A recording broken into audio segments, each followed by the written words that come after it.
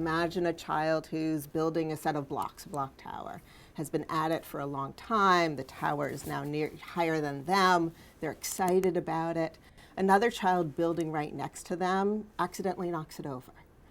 How does that child recognize whether that child did that intentionally or not intentionally? How does that child, irrespective of that, understand how to manage the fact that they're distressed that they've just worked really hard on building this tower. Now this thing is flat on the ground and they have to rebuild it. How do they then think about engaging with that other child to build together with them? How do they use language to do that? How do they take turns to build that tower again? There's a big debate about whether social emotional skills might carry kids through school. So this notion of grit and persistence that's out there in the media now, that part of what makes kids successful is not just what they know and learn in classrooms, but how they learn it, how they approach schooling, how they approach their friends in school. The Head Start Cares demonstration was a large-scale randomized control trial. It took place in over 100 centers and over 300 classrooms across 10 states. Over 3,000 children were involved. The Head Start Cares demonstration was conceived and funded by the Office of Planning, Research, and Evaluation at HHS, along with the Office of Head Start, and was conducted by MDRC. When the Office of Head Start and HHS got together to build the Head Start Cares demonstration, they wanted to test several different programs simultaneously. And the reason why they wanted to do that was provide the most information to Head Start classroom about multiple ways to support children's social and emotional development. We compared our programs, which are specific enhancements to the base curriculum, to Head Start as usual. In many Head Start centers, there's already some social emotional programming in place. Head Start has a strong commitment to social emotional development. And so this was sort of what we could do on top of that with a more explicit focus on improving children's social and emotional development.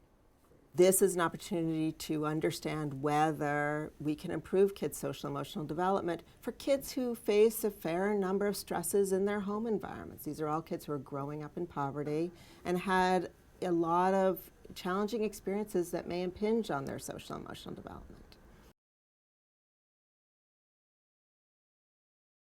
In order for teachers to deliver these different social emotional programs in their classrooms, they had to be trained in those programs.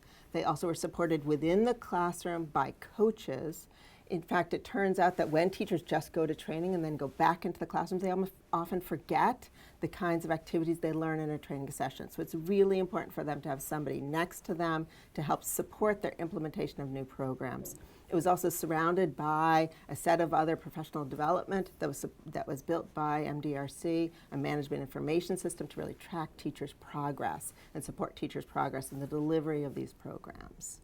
At the beginning, I think the teachers were a little bit nervous about the coaching. Someone new is coming into your classroom and they're looking around and might have some feedback for you. But as time went on, teachers really took to their coaches, built great relationships, and had good rapport. We had a coach tell us a story that at the beginning when they started, the teachers showed up with an egg timer and sort of said, here's your half an hour, and then magically after about a month, the egg timer disappeared and the teachers really wanted more and more of the coach's time.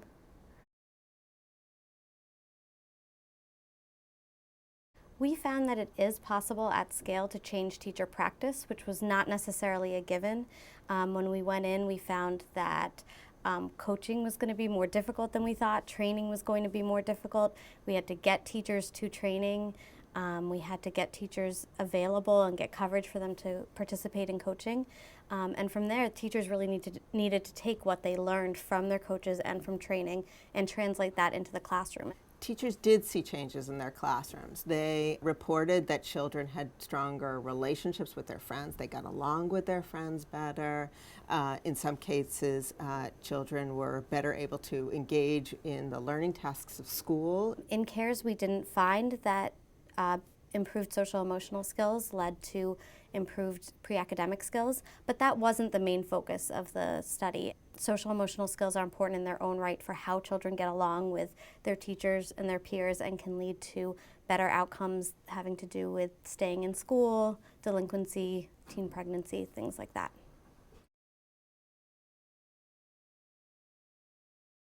It turns out when you ask kindergarten teachers what really matters to them, what makes kids ready for kindergarten. One of the central skills they're looking for are children's ability to engage in the classroom, which involve all of their social emotional skills. Folks have been very excited that we can now implement programs across the country at scale to improve kids' social emotional development.